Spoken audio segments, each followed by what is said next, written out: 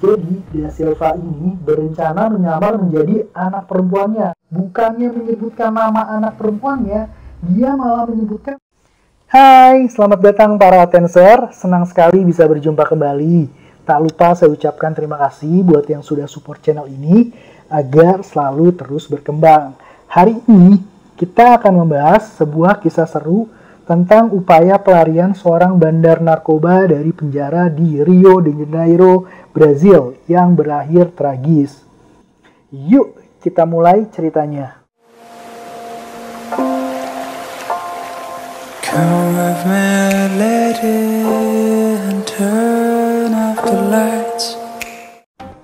Rio de Janeiro, kota terbesar keempat di dunia, merupakan kota wisata yang memiliki hamparan pantai pasir putih yang berkilau, landscape pergunungan, dan pelabuhan yang indah. Tidak mengherankan jika Rio de Janeiro dikenal sebagai Cidade Maravilhosa atau kota yang luar biasa dalam bahasa Portugis.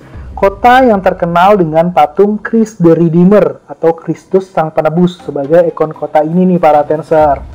Namun, di balik keindahan kota Rio, ada banyak kejahatan yang terjadi secara terang-terangan di kota ini, seperti penjamretan, perampasan, dan pencurian yang dilakukan di tengah hiruk-pikuk keramaian.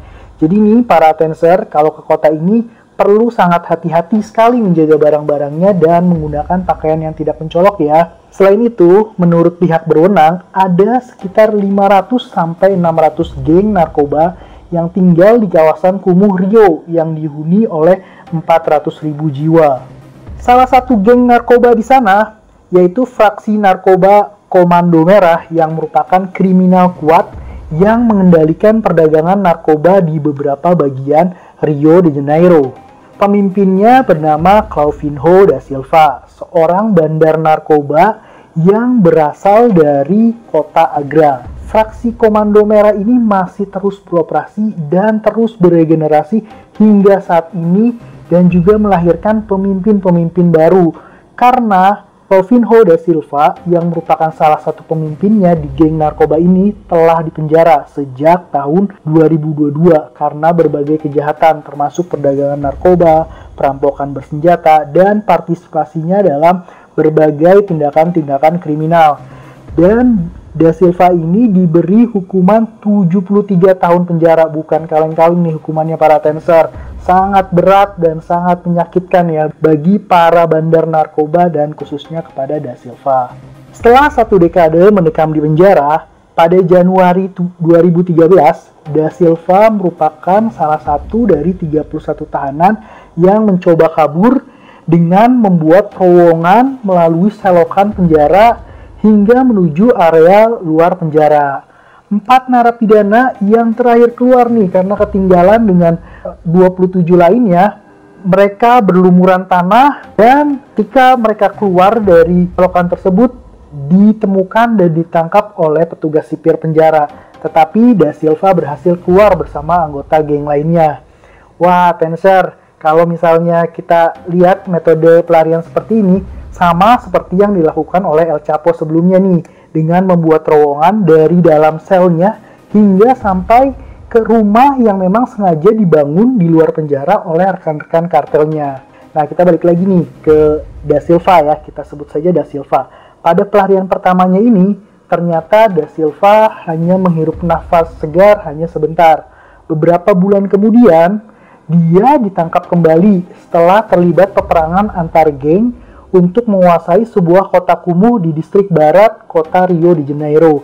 Dia ditemukan bersama sekelompok pria bersenjata lengkap yang sedang berperang untuk memperebutkan kekuasaan di sana. Akhirnya dia kembali dimasukkan ke penjara Guericeno di kota Rio de Janeiro.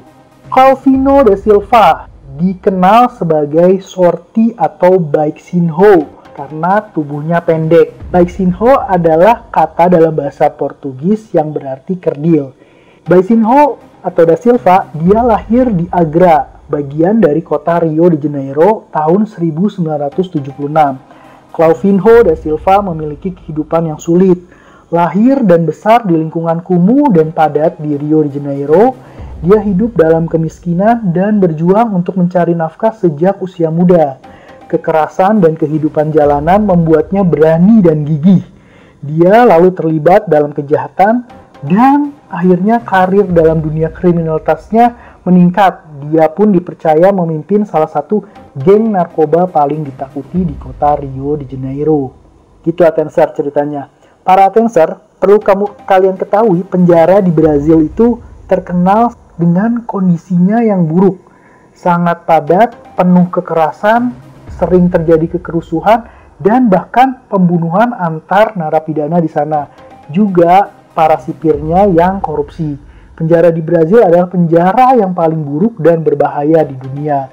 Clovinho da Silva akan menjalani seumur hidupnya di penjara tersebut karena hukumannya yang seperti disampaikan sebelumnya ya, dia mendapatkan hukuman 73 tahun. Sehingga dia sangat mengidam-idamkan untuk bisa bebas nih para Atenser. Da Silva yang pernah gagal dalam pelarian pertamanya di tahun 2013 ternyata tidak putus asa untuk mencoba kabur kembali dengan metode dan strategi yang baru. Dia pun berencana untuk melakukan upaya pelarian kedua di tahun 2019. Clovinho da Silva menghabiskan berbulan-bulan untuk merencanakan pelarian keduanya ini. Dia bersekongkol dengan 7 orang baik dari dalam dan luar penjara, serta dibantu anak perempuannya yang masih berumur 19 tahun. Jadi, Da Silva ini berencana menyamar menjadi anak perempuannya pada saat jam besuk ke penjara. Jadi, Da Silva yang memiliki tubuh pendek memiliki tinggi yang sama dengan anak perempuannya. Dia yakin dengan metode pelarian dengan penyamaran seperti ini yang belum pernah terjadi sebelumnya bahwa ini akan berhasil. Akhirnya setelah menunggu hari yang tepat, upaya pelarian Da Silva ini dilakukan pada tanggal 3 Agustus 2019. Pada saat jam besuk narapidana, anak perempuan Da Silva yang masih berumur 19 tahun membesuk seperti biasanya, membawa makanan kesukaannya, kemudian mereka makan bersama, mengobrol, temu kangen antara anak dan ayah. Sementara 6 orang lainnya mencoba mengalihkan perhatian para sipir yang sedang berjaga-jaga nih. Salah satu wanita yang sedang hamil memang berperan menyelundupkan pakaian penyamaran untuk Da Silva yang telah diselipkan di perutnya. Nah, para Atenser kita tahu sendiri nih kalau wanita hamil itu mendapatkan privilege tersendiri, di mana mereka tidak bisa disentuh secara fisik maupun tidak boleh melewati metal detector ataupun X-ray. Selang beberapa menit, Da Silva meninggalkan anaknya di meja besuk ya untuk pergi ke toilet. Kemudian Da Silva mengganti pakaiannya dengan pakaian penyamaran yang telah disiapkan. Lalu kemudian disusul anak Da Silva pun meninggalkan meja besuk menuju ke toilet. Jadi nih ya, Da Silva masuk ke toilet, kemudian anaknya pun menyusul. Da Silva akhirnya keluar, tapi anaknya tetap di toilet. Para sipir yang dialihkan perhatian oleh pengunjung yang lainnya tidak mengetahui situasi ini, sehingga Da Silva pun bisa menuju tempat besuk kembali dengan menyamar seolah-olah dia adalah anak perempuannya yang sedang membesuk nih para Atenser. Sedangkan, seperti yang tadi dibilang, anak perempuannya masih tetap bersembunyi di toilet nih. Da Silva pada saat keluar dari toilet sudah merubah tampilannya dengan menggunakan topeng silikon yang menutupi wajah hingga leher, menyerupai wanita, menggunakan wig, bra, dan pakaian kaos wanita bergambar 3 donat merah muda dan jaket biru seperti yang digunakan oleh putrinya saat masuk berkunjung ke penjara.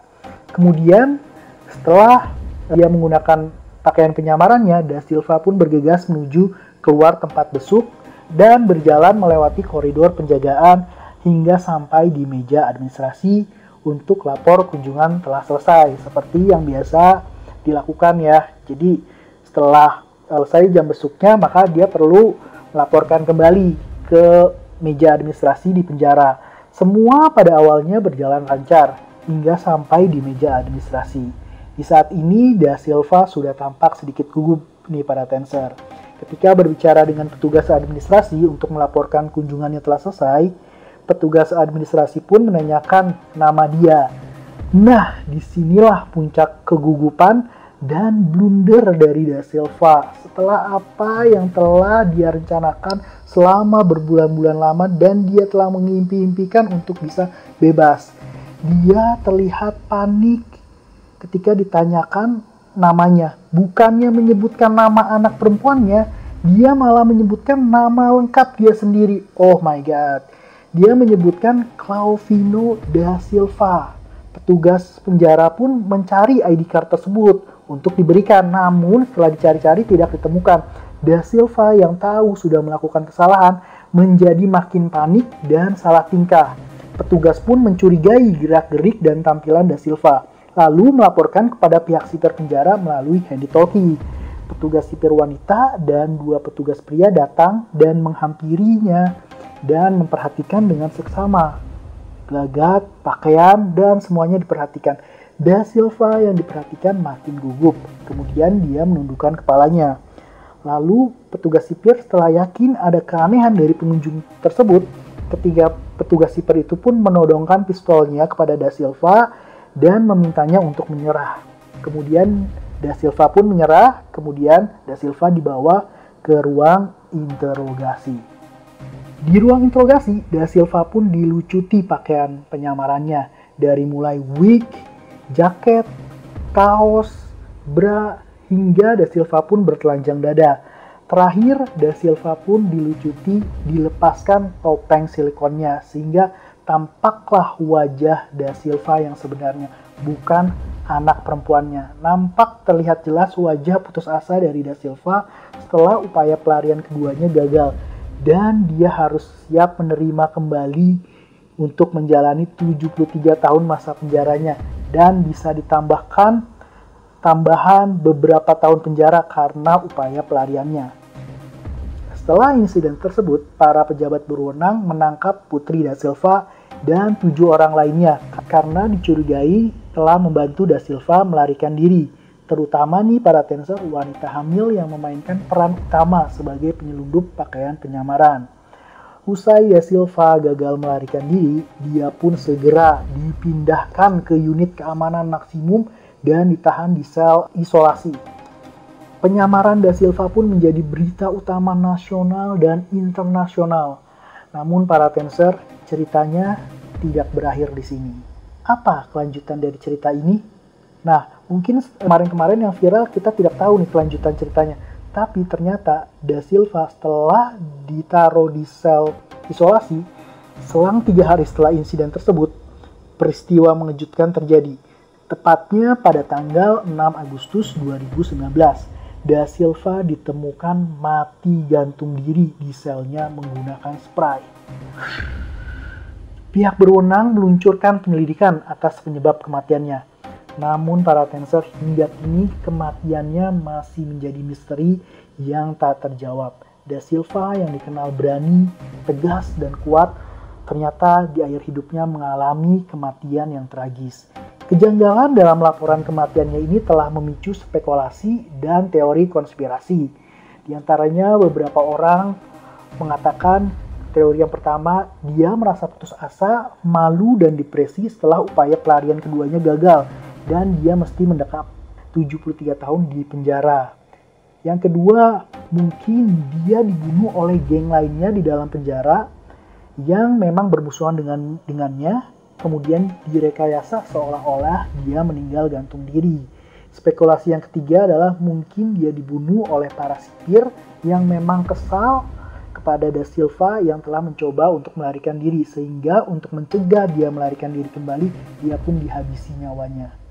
Nah, kalau menurut para tensor, kira-kira yang mana nih dugaan penyebab kematian Da Silva? Tulis di kolom komentar ya.